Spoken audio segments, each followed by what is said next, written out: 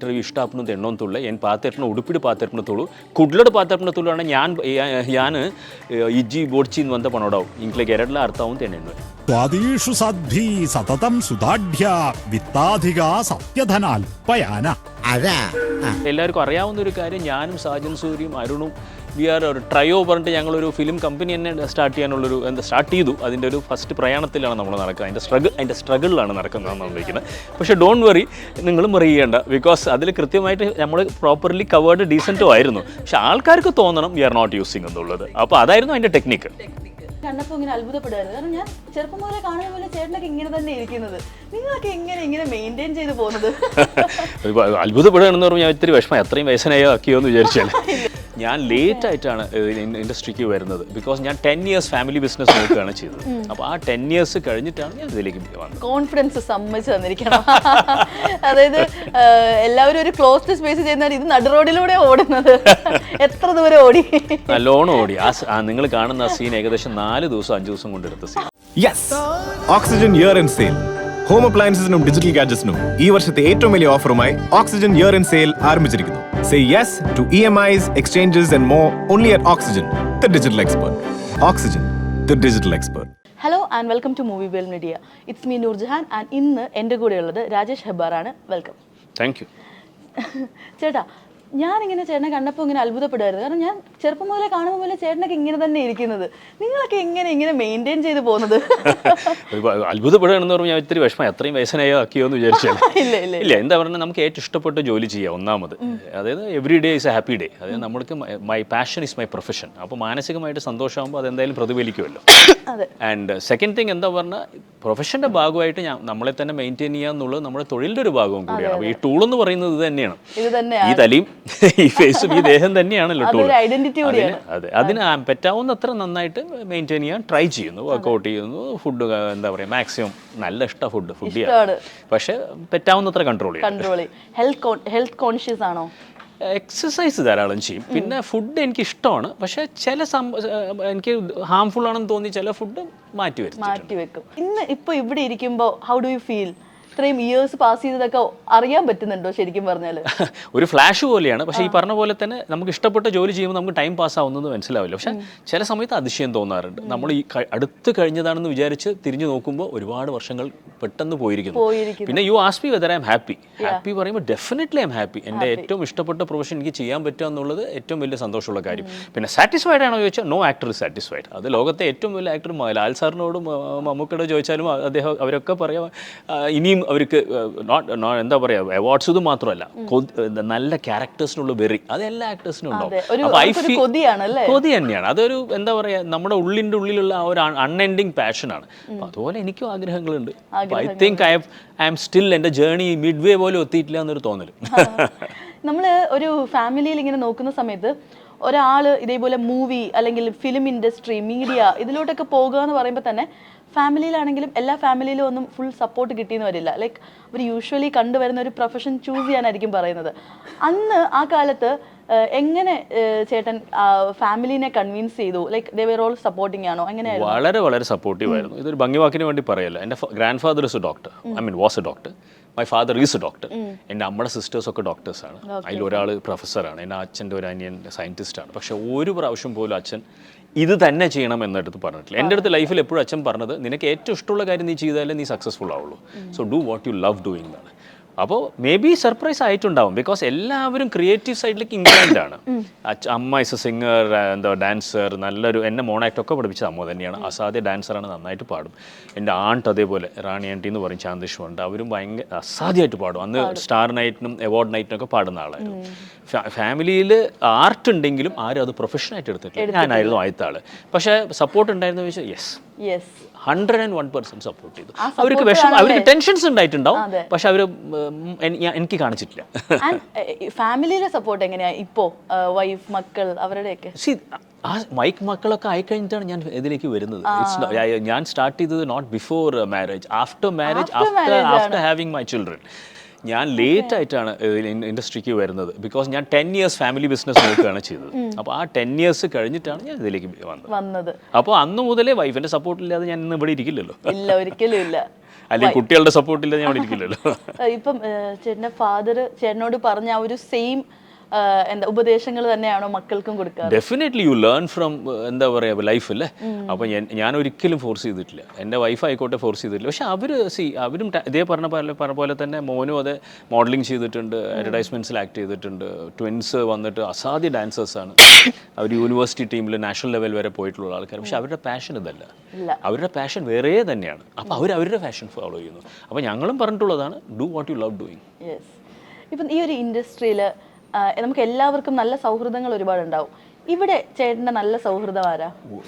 ഒരാളല്ല, ആരൊക്കെയാണ്? കുറച്ച് ആൾക്കാർ പറയേണ്ടി വരും. പക്ഷെ അതിൽ ഏറ്റവും അധികം പ്രകടമായിട്ട് എല്ലാവർക്കും അറിയാവുന്ന ഒരു കാര്യം, ഞാനും സാജൻ സൂര്യയും അരുണും വി ആർ ഒരു ട്രയോ പറഞ്ഞിട്ട് ഞങ്ങളൊരു ഫിലിം കമ്പനി തന്നെ സ്റ്റാർട്ട് ചെയ്യാനുള്ളൊരു സ്റ്റാർട്ട് ചെയ്തു. അതിൻ്റെ ഒരു ഫസ്റ്റ് പ്രയാണത്തിലാണ് നമ്മൾ നടക്കുന്നത്, അതിൻ്റെ സ്ട്രഗിളിലാണ് നടക്കുന്നത്. പക്ഷേ ഒരുപാട് നല്ല ബഡായ് ബംഗ്ല ആര്യ എൻ്റെ ക്ലോസ് ഫ്രണ്ടാണ്, സോനു ക്ലോസ് ഫ്രണ്ടാണ്, സൗപർണിക ക്ലോസ് ഫ്രണ്ടാണ്. അങ്ങനെ ഒരുപാട് ആൾക്കാരുണ്ട്. പക്ഷേ ഞങ്ങൾ 3 പേര് കൂട്ടാണ്, ഞാനും സാജനും അരുണും.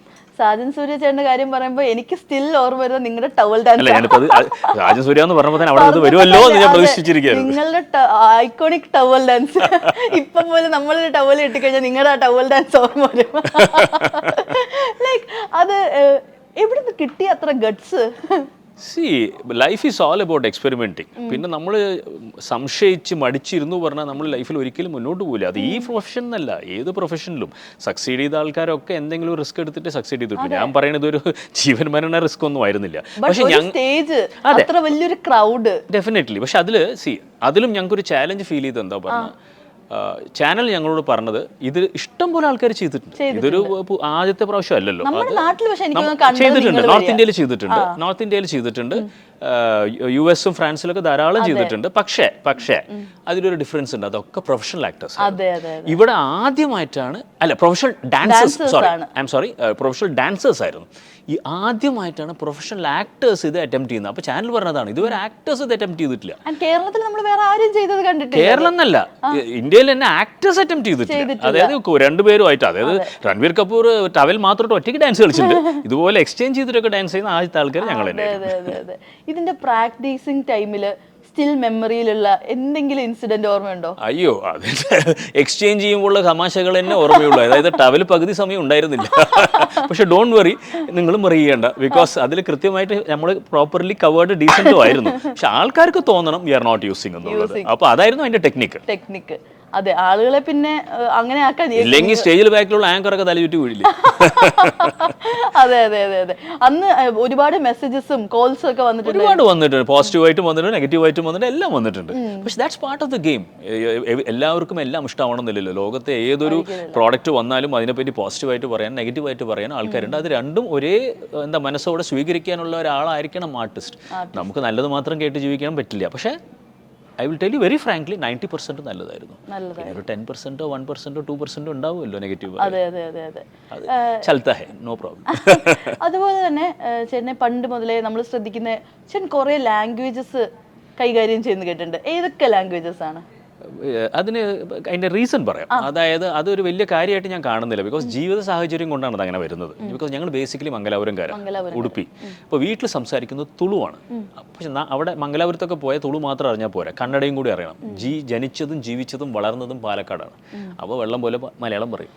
അപ്പോൾ പാലക്കാട് ഈസ് ബോർഡർ ടൗൺ. അപ്പോൾ ഞാൻ ബിസിനസ് ചെയ്തുകൊണ്ടിരിക്കുമ്പോൾ ഒരുപാട് തമിഴ് ആൾക്കാരായിട്ട് ഞങ്ങൾ ഡീൽ ചെയ്യുമായിരുന്നു. അപ്പോൾ ഞങ്ങളെല്ലാവരും ഫ്ലുവൻ്റ് ആയിട്ട് തമിഴും പറയും. സ്കൂളിലേക്ക് പോയതുകൊണ്ട് ഇംഗ്ലീഷും ഹിന്ദിയും, അങ്ങനെ 6 ഭാഷ സംസാരിക്കും. അടിപൊളി.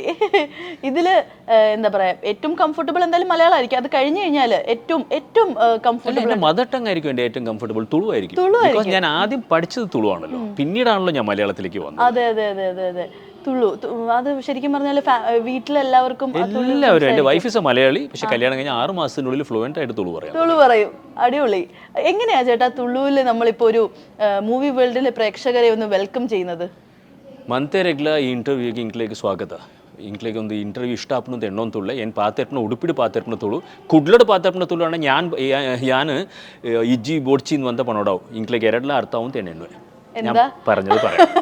അതായത് തുളുവിൽ 2 ടൈപ്പ് തുളുവുണ്ട്. അത് ഉടുപ്പി സൈഡിൽ സംസാരിക്കുന്ന ഒരു തുളു, മംഗലാപുരത്ത് എനിക്ക് രണ്ടും വഴങ്ങും. അപ്പം ഞാൻ അവരോട് പറഞ്ഞത് നിങ്ങൾക്ക് എല്ലാവർക്കും സ്വാഗതം. സ്വാഗത എന്നുള്ള വാക്ക് സാൻസ്ക്രിറ്റ് വാക്ക് എല്ലാത്തിലും ഉണ്ട്. അപ്പോൾ പക്ഷേ ഈ 2 തുളു എനിക്ക് വഴങ്ങും എന്നുള്ളത് തുളു അറിയാവുന്ന ആൾക്കാരോട് പറഞ്ഞതാണ്. അപ്പോൾ അതെല്ലാം അവിടെ നിൽക്കുമ്പോഴും സീരിയലും ഇൻഡസ്ട്രി എല്ലാം അവിടെ നിൽക്കുമ്പോഴും ഇതൊന്നും അല്ലാണ്ട് ആർക്കും അറിയാത്ത രാജേഷ് ഹെബ്ബാറിന്റെ ഒരു ഹോബി അല്ലെങ്കിൽ ഒരു സ്കിൽ എന്തായിരിക്കും? ആർക്കും അറിയാത്തത് ഞാൻ എക്സ്പെക്ട് ചെയ്യുന്നില്ല. ഫാമിലിക്ക് മാത്രം, അല്ല, കൂടുതൽ അറിയാത്തത് മേ ബി ഞാൻ മാർഷൽ ആർട്സ് ട്രെയിൻഡ് ആണെന്ന്. പക്ഷെ അത് ഇപ്പം അറിയാൻ തുടങ്ങി. ഞാൻ നഞ്ചാക്ക് കുറച്ച് രസത്തിന് വേണ്ടി ഞാൻ ഇട്ടു. അത് സത്യം പറയുകയാണെങ്കിൽ എല്ലാവർക്കും അറിയാവുന്ന കാര്യമാണ്. ആക്ടേഴ്സ് ഓരോ കാര്യം ചെയ്യുന്ന അവർക്ക് സ്കില്ല് അറിയുന്നത് ഇൻഡസ്ട്രി അറിയാൻ വേണ്ടിയിട്ടാണ്. അപ്പോൾ ഞാൻ മാർഷൽ ആർട്സ് ട്രെയിൻഡ് ആണെന്നും ഞാൻ എന്താ പറയുക physically capable of doing good action scenes എന്നുള്ളത് ഇൻസ്റ്റാഗ്രാമൊക്കെ വന്നപ്പോഴാണ് കുറച്ച് ആൾക്കാർ അറിഞ്ഞത്. അത് ഇവരെ ആർക്കും അറിയില്ലായിരുന്നു. അപ്പം ചെറുപ്പം മുതലേ എല്ലാം ട്രെയിൻ ചെയ്ത്? അതെ, സ്കൂളിൽ ഇരിക്കുമ്പോൾ തന്നെ ഷൊറിൻഡ്രിയോ സ്റ്റൈലിൽ ട്രെയിൻ ചെയ്തിരുന്നു. പിന്നീട് ഞാൻ ഇൻഡസ്ട്രിക്ക് വന്നതിന് ശേഷം ഒരു ഷോട്ടോക്കാൻ സ്റ്റൈലിലും കൂടി ഇൻറ്റൻസീവ് ട്രെയിനിങ് ചെയ്തിട്ടുണ്ടായിരുന്നു. പക്ഷേ ഇതൊക്കെ പഠിച്ചത് എൻ്റെ ഈ ഒരു തൊഴിലിന് ഒരു എന്താ പറയുക മുതൽക്കൂട്ടായി മാറും എന്നുള്ള വിശ്വാസത്തിലാണ്. അപ്പോൾ അല്ലാണ്ട് ഇപ്പോൾ ഒരു കുറേ ദിവസം ഇപ്പോൾ ചേട്ടൻ ഇപ്പം തന്നെ പറഞ്ഞു, ഇപ്പം തന്നെ ഓൾറെഡി ത്രീ സീരിയൽസിൽ വർക്ക് ചെയ്യുന്നുണ്ടല്ലേ? 2 on air, third one about to start. അപ്പം ഭയങ്കര ഹെക്റ്റിക് ആയിരിക്കും എന്തായാലും. അപ്പോൾ അതെല്ലാം കഴിഞ്ഞിട്ട് ഇടയ്ക്കൊരു ഫ്രീ ടൈം കിട്ടുമല്ലോ. അപ്പോൾ ആ സമയത്ത് യാത്രകൾ ചെയ്യാനൊക്കെ ഇഷ്ടമുള്ള? ഒരുപാട് ഇഷ്ടം. അതെനിക്ക് മാത്രമല്ല, എൻ്റെ വൈഫിനും ഇഷ്ടമാണ്, എൻ്റെ കുട്ടികൾക്കും ഇഷ്ടമാണ്. ഞങ്ങളുടെ ഫാമിലി ട്രിപ്സ് ഈയിടെയായിട്ട് വളരെ മനോഹരമാണ്. ബിക്കോസ് നമ്മൾ ലൈഫിൽ ഡ്രീം ചെയ്ത പല സ്ഥലങ്ങളിലേക്ക് ഞങ്ങളിപ്പോൾ പോയിക്കൊണ്ടിരിക്കുകയാണ്. അപ്പോൾ റീസെൻ്റ് ആയിട്ട് ഞങ്ങളുടെ ഫുൾ ഫാമിലി അല്ല, ഞങ്ങളൊരു 10 ഫാമിലീസും കൂടി വിയറ്റ്നാം പോയി. അതിന് ഞങ്ങളുടെ ഫാമിലി മാത്രമായിട്ട് ഇന്തോനേഷ്യയിൽ പോയിരുന്നു. അതിന് വളരെ മുമ്പ് എൻ്റെ അനിയത്തി US-ലാണ്. അപ്പോൾ ഞങ്ങളുടെ ഒരു ഫാമിലി ട്രിപ്പ് പ്ലാൻ ചെയ്തിട്ട് ഇതൊക്കെ കുറേ പ്ലാൻ ചെയ്താലും നടക്കും, നിങ്ങൾക്ക് എല്ലാവർക്കും അറിയാമല്ലോ. അപ്പോൾ നമ്മൾ മാറ്റിയെടുത്ത് വെച്ച് കുറേ അവരെത്തുമ്പോൾ ഇനി പോവാ എന്ന് വിചാരിക്കുമ്പോൾ പോകുന്നുണ്ട്. എങ്ങനെയാ ഒരുപാട് പ്ലാൻ ചെയ്ത് പെട്ടെന്ന് നടക്കുന്ന കൂടുതലാണോ അതോ പെട്ടെന്നുള്ള പ്ലാനിങ്സ് ആണോ കൂടുതൽ വർക്ക്ഔട്ട്? ചില കാര്യങ്ങളിൽ പ്ലാൻ ചെയ്യാറുണ്ട്, പക്ഷേ കൂടുതൽ കാര്യങ്ങളും പ്ലാൻ ചെയ്ത പോലെയല്ല പെട്ടെന്ന് നടക്കാറുള്ളത്. ലൈഫും അങ്ങനെ തന്നെയാണോ? ചേട്ടൻ പ്ലാൻ ചെയ്ത പോലത്തെ ലൈഫാണോ അതോ നാച്ചുറലി ഹാപ്പൻഡ് ആണോ ലൈഫ്? അല്ല, പ്ലാൻ ചെയ്ത് പറഞ്ഞാൽ I wanted to become an actor. Whether I become an actor എനിക്ക് അറിയില്ലായിരുന്നു. നമുക്ക് വാനോളം നമുക്ക് പ്ലാൻ ചെയ്യാം. എനിക്ക് ഓസ്കർ അവാർഡ് വേണമെന്ന് എനിക്ക് പ്ലാൻ ചെയ്യാം. പക്ഷെ അത് കിട്ടുമോ ഇല്ലയോ എന്നുള്ളത് ഈ പറഞ്ഞ പോലെ തന്നെ only life will tell U, only time will tell U. അപ്പോൾ ഞാൻ വിശ്വസിക്കുന്നത് നമ്മൾ ചെയ്യേണ്ട എഫേർട്ട് ചെയ്തുകൊണ്ട് തന്നെ ഇരിക്കുക. പക്ഷെ ഞാൻ എന്ത് വരുന്നതിനും ഒരു ഗിഫ്റ്റായിട്ട് കാണുന്ന ആളാണ്. ബിക്കോസ് നമ്മൾ ഇത് സയൻറ്റിഫിക് ആയിട്ട് പറയുകയാണെങ്കിൽ തന്നെ അവർ പറയുന്ന chance of A person being bone is എത്രയോ മിനിസ്ക്യൂളാണ് അത്ര ഒരു പെർസെൻറ്റേജിൽ. അപ്പോൾ ആ മിനിസ്ക്യൂൾ മൈനോറിറ്റിയിലാണ് മോളും ഞാനൊക്കെ ഇരിക്കുന്നത്. അപ്പോൾ നമുക്ക് ഈ ഒരു ലൈഫ് കിട്ടിയെന്ന് തന്നെ ഉള്ളത് ഒരു ബ്ലെസ്സിങ് ആയിട്ട് കരുതുന്നു. ഓരോ ഡേയും ഓരോ മിനിറ്റും ഞാനൊരു ബ്ലെസ്സിങ് ആയിട്ട് കരുതുന്നു. So I enjoy everything. ഞാൻ ഒന്നിനും നെഗറ്റീവായിട്ട് കാണാൻ എത്ര പറ്റാവുന്ന ആവും. ചില സമയത്ത് നെഗറ്റീവ് ഫീലിംഗ് ഒക്കെ വരും, പക്ഷേ 99% ഞാൻ നെഗറ്റിവിറ്റി മാറ്റി വയ്ക്കാൻ ശ്രമിക്കുന്ന ഒരാളാണ്. പിന്നെ വെറുതെ പ്ലാൻ ചെയ്തിട്ട് അത് നടന്നില്ലെങ്കിൽ വിഷമിച്ചിട്ട് കാര്യമില്ല. So I plan, but if it doesn't happen doesn't matter, next plan B. ആ ഒരു പോസിറ്റിവിറ്റി തന്നെ മതിയല്ലോ ലൈഫിൽ എപ്പോഴും ഹാപ്പി ആയിട്ട്. ഇല്ലെങ്കിൽ നമ്മൾ തകർന്നു പോകും. അതെ. ഒരു റോൾ മോഡൽ ഉണ്ടോ ലൈഫില്? ഡെഫിനറ്റ്ലി ഉണ്ട്. അച്ഛനമ്മ. ബിക്കോസ് വേറെ ഒന്നും കൊണ്ടല്ല, ഞാൻ വിശ്വസിക്കുന്ന ഡിവിനിറ്റി, എനിക്ക് ബാക്കി ഡിവിനിറ്റി എനിക്ക് അറിയില്ല. പക്ഷെ ഞാൻ വിശ്വസിക്കുന്ന അൺകണ്ടീഷണൽ ലവും നമ്മളെ ക്രിയേറ്റ് ചെയ്ത ഒരാൾ ക്രിയേറ്റർ എന്നുണ്ടെങ്കിൽ അത് അച്ഛനും അമ്മയാണ്. അവരാണ് ക്രിയേറ്റ് ചെയ്തത്, അവരാണ് അൺകണ്ടീഷണൽ ലവ് തരുന്നത്. പിന്നെ അൺകണ്ടീഷണൽ ലവ് തരുന്നത് നമ്മുടെ ചിൽഡ്രനാണ്. അപ്പോൾ ഞാൻ വിശ്വസിക്കുന്നത് എൻ്റെ റോൾ മോഡൽ അച്ഛനമ്മയും മാത്രമായിരിക്കില്ല, എൻ്റെ children are my role model. Maybe my wife is also my role model. Because ഒരുപാട് കാര്യം ഞാൻ അവരിൽ നിന്ന് പഠിച്ചിട്ടുണ്ട്. ഞാൻ വയസ്സിൽ മക്കളെക്കാട്ട് മൂത്തതാണെങ്കിലും ഒരു കാലത്ത് അവർ അച്ഛനമ്മയും പഴയ ജെന്നാണ്, ഞാൻ ന്യൂ ജെൻ എന്ന് വിചാരിച്ചെങ്കിലും ഇപ്പോൾ ഞാൻ ഇത്തിരി പഴയ ജെന്നായി. പക്ഷെ എന്നാൽ ഇപ്പോഴത്തെ ചെറുപ്പക്കാരെ നോക്കുമ്പോൾ പക്ഷേ ഞാൻ പലതും മനസ്സിലാക്കിയത് ദേ വർ റൈറ്റ്. ഒരുപാട് സ്ഥലങ്ങളിൽ ഞാൻ പുച്ഛിച്ചതും അല്ലെങ്കിൽ അവർക്കറിയില്ല ഇതാണ് ഇതിൻ്റെ രീതി എന്ന് പറയുന്നത് they were right and my children were right. അങ്ങനെ ചേട്ടന് അത്ഭുതപ്പെട്ട ഒരു സിറ്റുവേഷൻ ഉണ്ടോ? ലൈക്ക് നമ്മുടെ ഈ ഒരു ചേട്ടൻ്റെ മക്കളെ ഇപ്പോൾ നമുക്കൊരു ന്യൂ ജനറേഷൻ, നമ്മുടെ ഒരു ജനറേഷനായിട്ട് കാണാം. അങ്ങനെ ചേട്ടൻ ഇവർക്കിത് അറിയോ, ലൈക്ക് അങ്ങനെ പോയി വണ്ടർ അടിച്ച ഒരു സിറ്റുവേഷൻ? ഡെഫിനറ്റ്ലി. എന്താ പറഞ്ഞാൽ ഒരു കോവിഡിൻ്റെ ടൈമിലൊക്കെ നാച്ചുറലി എല്ലാവർക്കും ഒരു ഫിനാൻഷ്യൽ ഒരു ക്രൈസിസ് അങ്ങനെയൊക്കെ ഫീൽ ചെയ്യും. പക്ഷെ ഞാനത് ഫേസ് ചെയ്ത് തന്നെ പിള്ളേർ പറഞ്ഞൊരു മെത്തേഡാണ്. ഇൻ ദ സെൻസ് അവർ ഡിസിപ്ലിൻഡ് എങ്ങനെ ആവണം, നമ്മൾ എങ്ങനെ ആയിരിക്കണം എന്നുള്ളത് അവരാണ് എനിക്ക് കുറേയും കൂടി കാണിച്ചു തന്നത്. Don't take on liabilities but enjoy life at the same time be very careful. അതിനെ പറ്റി ഡീറ്റെയിൽഡ് ആയിട്ട് പറഞ്ഞാൽ പ്രേക്ഷകർക്ക് ബോറാവും. പക്ഷേ yes, I was very surprised. അതേപോലെ തന്നെ ഈവൺ നമ്മുടെ ആർട്ടിൻ്റെ കാര്യത്തിൽ, ജീവിതത്തിൻ്റെ കാര്യത്തിൽ, ധൈര്യത്തിൻ്റെ കാര്യത്തിൽ ഞാനൊക്കെ വിചാരിച്ചത് നമ്മൾ ഭയങ്കര തൻ്റെയുള്ള ആൾക്കാരെന്നാണ്. അപ്പോൾ എൻ്റെ അച്ഛനമ്മയും ചില സമയത്ത് കാണിച്ചിട്ടുള്ള തൻ്റെയിടം കാണുമ്പോൾ ഇതാണ് റിയൽ ബ്രേവറി. നമ്മൾ കാണിക്കുന്ന ഒന്നുമല്ല ഊച്ചാളിത്തരമാണെന്ന് തോന്നിപ്പോയിട്ടുണ്ട്. ചേട്ടൻ ലൈഫിലെടുത്ത ഏറ്റവും ധൈര്യമായിട്ടെടുത്ത് ആൻഡ് ആ ഒരു തീരുമാനം ഏറ്റവും റൈറ്റ് ആയിട്ട് തോന്നിയ ആ തീരുമാനം എന്തായിരിക്കും? ആക്ടർ ആവുക എന്നുള്ളത്. ബിക്കോസ് അത് ധൈര്യത്തോടെ തന്നെ എടുക്കാൻ പറ്റുള്ളൂ. ബിക്കോസ് ഞാൻ ആ തീരുമാനം എടുക്കുമ്പോൾ എൻ്റെ അടുത്ത് ഒരു പ്രോജക്റ്റ് പോലും ഉണ്ടായിരുന്നില്ല. ഞാൻ എൻ്റെ സ്വന്തമായിട്ടൊരു ഷോർട്ട് ഫിലിം കയ്യിലുണ്ടെന്നുള്ള ധൈര്യത്തിലാണ് ഞാൻ എൻ്റെ ബിസിനസ് നിർത്തി ചെറിയച്ചന്മാർക്ക് ഏൽപ്പിച്ച് ഇനി ഞാനൊരു ആക്ടറാവും പറഞ്ഞ് February 7 2002 അന്നാണ് ഞാൻ ആദ്യമായിട്ട് ഫുൾ ടൈം ഇനി ആദ്യം ചെയ്യുള്ളൂ. അതിനുമ്പോൾ ഷോർട്ട് ഫിലിംസ് ഒക്കെ ചെയ്തിട്ടുണ്ടെങ്കിൽ ഞാൻ പറഞ്ഞ പോലെ തന്നെ ആഡ്സിലൊക്കെ ബാക്കിൽ എന്താ കോപ്പി റൈറ്റിംഗ് ചെയ്യാനൊക്കെ പോകുമായിരുന്നു. പക്ഷേ ഞാൻ ആക്ടറാവും എന്ന് 2002 February 7 ഇറങ്ങിയത്. അന്ന് എൻ്റെ അടുത്ത് ഒരു പ്രോജക്റ്റ് ഉണ്ടായിരുന്നില്ല. പക്ഷേ ഇന്ന് അപ്രോക്സിമേറ്റ്ലി 24 years കഴിയുമ്പോൾ ഞാൻ am sitting in front of Noor giving you an interview. So my decision was right to a certain extent അല്ലേ? അതെ. ആ ഒരു ധൈര്യം എന്ന് പറഞ്ഞു കഴിഞ്ഞാൽ ഭയങ്കര, അതായത് നമ്മൾ ചെയ്തുകൊണ്ടിരിക്കുന്ന ബിസിനസ് ഒക്കെ മാറ്റി വെച്ചിട്ട് പൊട്ടധൈര്യം എന്നും പറയാം.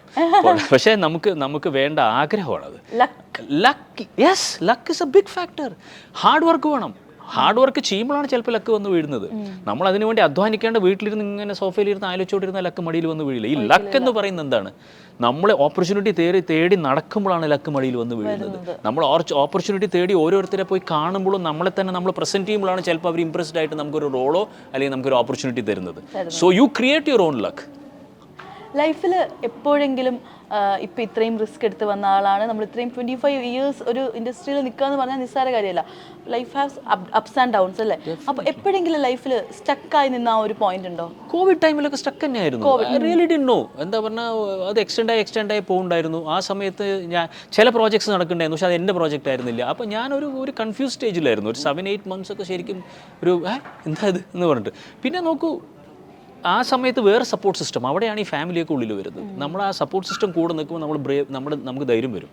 പിന്നെ ലക്കിലി പിന്നെ വന്നപ്പോൾ ഒരൊറ്റ ഫ്ലോയിൽ വന്നു. അപ്പോൾ അങ്ങനെ ഒരു ചെറിയൊരു ഗ്യാപ്പ് എന്നല്ലാതെ അങ്ങനെ വലിയൊരു ഗ്യാപ്പ് എനിക്ക് ഇതുവരെ വന്നിട്ടില്ല. പിന്നെ ചേട്ടാ, നമ്മൾ എപ്പോഴും ശ്രദ്ധിക്കുന്ന ഒരു കാര്യമാണ്, അതായത് ഇപ്പം ഓൾ ആർ ആർട്ടിസ്റ്റ് അല്ലേ, എല്ലാവരും ആക്ടേഴ്സാണ്. ബട്ട് സിനിമ ആക്ടേഴ്സിന് സീരിയൽ ആക്ടേഴ്സിനേക്കാളും കൂടുതൽ റെസ്പെക്റ്റ് കിട്ടുന്നതായിട്ട് നമ്മൾ ഫീൽ ചെയ്യാറുണ്ട്. അപ്പോൾ ആളുകൾ കൂടുതൽ ബയസ്ഡ് ആയിട്ട് ഫീൽ ചെയ്യാറുണ്ടോ? അതൊരു കാഴ്ചപ്പാടാണ്. ഇപ്പോൾ സിനിമ എന്ന് പറയുമ്പോൾ ഞാനും സിനിമ ചെയ്തിട്ടുള്ളതാണ്. എൻ്റെ ഈ ആത്മീയയിലുള്ള തന്നെ എത്രയോ ആൾക്കാർ വലിയ സിനിമകളുടെ വലിയ ഭാഗങ്ങളായിട്ടുള്ള ആൾക്കാരാണ്. ഞാൻ എണ്ണത്തിന് വേണ്ടി പറയല്ല, 65 സിനിമകൾ 5 ഭാഷകളിൽ ചെയ്ത ഒരാളാണ് ഞാൻ. പക്ഷെ സിനിമയുടെ ഒരു പ്രോബ്ലം എന്താ പറഞ്ഞാൽ, സിനിമ ഹിറ്റായാൽ ഒരുപാട് ആൾക്കാർ കണ്ടാലേ അതിനെപ്പറ്റി ആൾക്കാർ ഓർക്കുള്ളൂ. ഇപ്പോൾ ഈ 65 സിനിമ പറയുമ്പോൾ ഇപ്പോൾ ഈ കാണുന്ന പ്രേക്ഷകരെ വിചാരിക്കുന്നുണ്ടാവും ഏത് 65, ഇപ്പോൾ ഈ കാണുന്ന ആൾക്കാർ വിചാരിക്കുന്നുണ്ടാവും. പിന്നെ ഞാൻ ലിസ്റ്റ് കൊടുത്ത് അവരാ പറയും. പക്ഷേ കണ്ട സിനിമയിൽ 8 or 10 ആയിരിക്കും സൂപ്പർ ഹിറ്റായിട്ടോ അല്ലെങ്കിൽ ഹിറ്റായിട്ടുള്ളത്. മനസ്സിനക്കരയോ ഇന്നത്തെ ചിന്താവിഷയോ അങ്ങനത്തെയൊക്കെ സിനിമകളൊക്കെ ഓർക്കുമായിരിക്കും ആൾക്കാർ. ഇല്ലെങ്കിൽ ഞാനിപ്പോൾ ഹീറോ ആയിട്ട് അഭിനയിച്ച നാഷണൽ അവാർഡ് കിട്ടിയ സിനിമയുണ്ട് പ്രിയമാനസം. എത്ര പേര് കണ്ടിട്ടുണ്ടാവും? കേരളത്തിലെ ആദ്യത്തെ സംസ്കൃത സിനിമയായിരുന്നു. IFFI ഗോവയിൽ ഓപ്പണിംഗ് ഫിലിമായിരുന്നു. ഇന്ത്യൻ പനോരമ തുറന്നത് ഓപ്പൺ ചെയ്തത് ആ ഫിലിം വെച്ചിട്ടായിരുന്നു. 2015 സ്പെഷ്യൽ കാറ്റഗറിയിൽ നാഷണൽ അവാർഡ് കിട്ടി. 27 ഇന്റർനാഷണൽ ഫെസ്റ്റിവൽസിൽ പോയി. ആരും അറിയുന്നില്ല. അപ്പം അതുകൊണ്ട് റെസ്പെക്റ്റ് എന്ന് പറയുന്നത് കാഴ്ചപ്പാടാണ്. ഞാൻ വിശ്വസിക്കുന്നത് respect A person for what he is or what she is. ഇപ്പോൾ ഇതിനെ ഞാൻ 2 തട്ടായിട്ട് കാണില്ല. Acting is acting, rose is A rose എന്ന് പറയുന്ന പോലെ ആക്ടിങ് ഈസ് ആക്ടിങ്. പക്ഷേ ഓൺലി തിങ് ഈസ് ആൾക്കാർ കുറേയും കൂടി ഇപ്പം നമ്മൾ ടെലിവിഷൻ എന്ന് പറയുമ്പോൾ വീട്ടിൽ വെറുതെ ഇരുന്നാലും അങ്ങനെ തിരിയുമ്പോൾ അത് അവിടെ നിൽക്കണമെന്ന് പറയും. സിനിമ എന്ന് പറയുമ്പോൾ എന്താണ്, പോയി ക്യൂവിൽ നിന്ന് ഒരു ഇരുണ്ട മുറിയിലിരുന്ന് 2.5 മണിക്കൂർ മാത്രം ശബ്ദമുണ്ടാക്കാതെ അല്ലെങ്കിൽ ആർത്തുല്ലസിച്ച് രണ്ടും ആവാം കാണുന്ന ഒരു സംഭവം, ഒരു സ്പെഷ്യൽ എക്സ്പീരിയൻസ്. അതുകൊണ്ടുണ്ടാവുന്ന മാജിക്കാണ് സിനിമ. യെസ്, അങ്ങനെ ഒരു സംഭവമുണ്ട്. പക്ഷേ ഞാൻ 2 ചെയ്യുന്ന ആളായതുകൊണ്ട് I don't know how I should look at it. Because ഇപ്പോഴും ഞാൻ സിനിമ ചെയ്തുകൊണ്ടിരിക്കുന്നുണ്ട്. ഇപ്പം ഞാൻ 2 സിനിമ ചെയ്തുകൊണ്ടിരിക്കുന്നത്. അപ്പോൾ ഐ ഡോണ്ട് നോ. പിന്നെ എല്ലാം ലക്കാണ് മോളെ.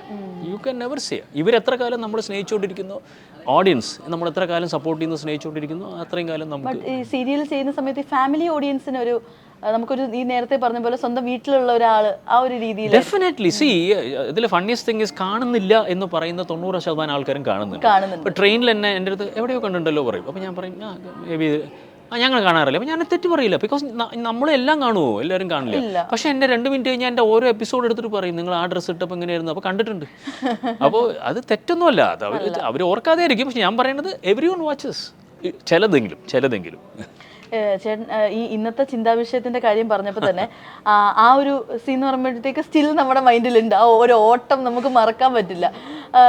ശരിക്കും ആ ഒരു ഷൂട്ടിംഗ് ടൈമിൽ എങ്ങനെയായിരുന്നു ലൈക്ക് എല്ലാവരും ചിരിച്ചോ ആ ഡെഫിനറ്റ്ലി പക്ഷേ മോർ ദൻ ദാറ്റ് സത്യം സാറൊക്കെ ഇത്തിരി വറീഡായിരുന്നു ഞാൻ അപ്സെറ്റ് ആവുമെന്നുള്ളത്. ബിക്കോസ് ഒന്നാമത് എൻ്റെ ഈ കഷണ്ടി തലയും എന്താ പറയുക സാധാരണ ഉള്ള ഇരിക്കുന്ന രീതിയും കണ്ട വളരെ സീരിയസ് ആളാണെന്ന് ചിലവർ തെറ്റിദ്ധരിക്കാറുണ്ട്. അപ്പോൾ എന്നെ ഞാൻ ഓൾറെഡി മനസ്സിനക്കരയിൽ അദ്ദേഹത്തിൻ്റെ കൂടെ വർക്ക് ചെയ്തതാണ് സത്യം സാറിൻ്റെ കൂടെ. പക്ഷേ ഇതിനെ വിളിച്ചപ്പോൾ എൻ്റെ അടുത്ത് ഇരുത്തി കുറച്ച് ക്ലാസ് എടുത്തു. അതായത് പറഞ്ഞു ഇതൊരു കോമഡിയാണ്, നല്ലൊരു മെസ്സേജ് കൊടുക്കുന്നതാണ്, അതായത് ഇങ്ങനെയൊന്നും ലേഡീസിൻ്റെ അടുത്ത് പെരുമാറരുതെന്ന്. രണ്ടാമത്തെ കാര്യം നിങ്ങൾ ആലോചിക്കണം, ഒരു ആർട്ടിസ്റ്റ് എന്ന് പറയുമ്പോൾ നമുക്ക് ഇങ്ങനെ ഇൻഹിബിഷൻസ് പാടില്ല. അപ്പോൾ അദ്ദേഹം പറഞ്ഞു കമലഹാസൻ 16 വയതിനിൽ ലാൽ സാറ് തന്മാത്രയിലൊക്കെ അപ്പോൾ ഇങ്ങനെയൊക്കെ ചെയ്തിട്ടുണ്ട് എന്ന്. പക്ഷെ ഞാൻ മനസ്സിൽ ആലോചിക്കേണ്ട സാർ ഇതൊന്നും പറയണ്ട, ഞാൻ തയ്യാറാണ്. ബിക്കോസ് വേറെ ഒന്നുമല്ല പറഞ്ഞതാണ്. പക്ഷെ ഞാൻ മനസ്സിലാലോചിച്ചത് വിളിച്ചതാരാണ്? ഒരു ഫാമിലി ഓഡിയൻസിന് വേണ്ടി സിനിമ ചെയ്യുന്ന ഒരാൾ. അപ്പോൾ അദ്ദേഹം ആ സിനിമ എങ്ങനെ ആ ഒരു സീൻ നന്നായിട്ട് ഹാൻഡിൽ ചെയ്യുള്ളൂ എന്ന് എനിക്ക് ഉറപ്പായിരുന്നു. അപ്പോൾ ഒരു ഫാമിലി ഓഡിയൻസിനുള്ള ആൾ അത് വളരെയായിട്ടോ മോശമായിട്ടോ ഒരിക്കലും പ്രസന്റ് ചെയ്യില്ല. So I was very very confident it will come out well. അപ്പം ഞാൻ വളരെ കംഫർട്ടബിൾ ആയിരുന്നു. പിന്നെ ചിരിയും ഇതൊക്കെ നാച്ചുറലി ഓപ്പൺ ഏരിയയിലല്ലേ അതൊക്കെ ഷൂട്ട് ചെയ്യും. അതെ കോൺഫിഡൻസ് സമ്മതിച്ചു തന്നിരിക്കണം. അതായത് എല്ലാവരും ഒരു ക്ലോസ്ഡ് സ്പേസ് ചെയ്യുന്നവർ ഇത് നടു റോഡിലൂടെ ഓടുന്നത് എത്ര ദൂരം ഓടി? നല്ലോണം ഓടി.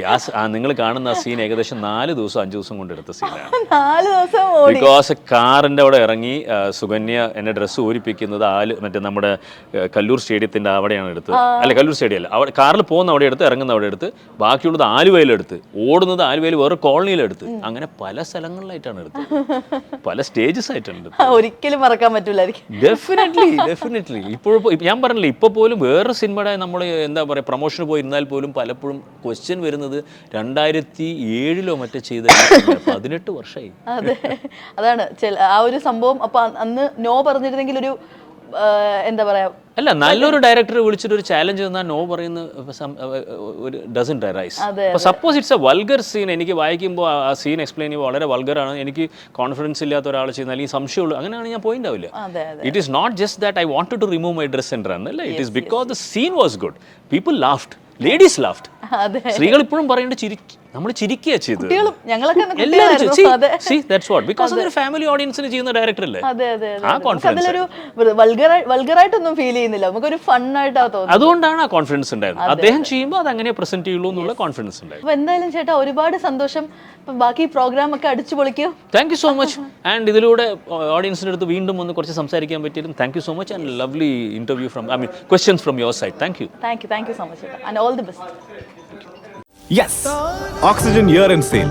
ഹോം അപ്ലയൻസിനും ഡിജിറ്റൽ ഗാഡ്ജറ്റ്സിനും ഈ വർഷത്തെ ഏറ്റവും വലിയ ഓഫറുമായി ഓക്സിജൻ ഇയർ എൻഡ് സെയിൽ ആരംഭിച്ചിരിക്കുന്നു. Say yes to EMIs, exchanges and more only at Oxygen, the digital expert. Oxygen, the digital expert.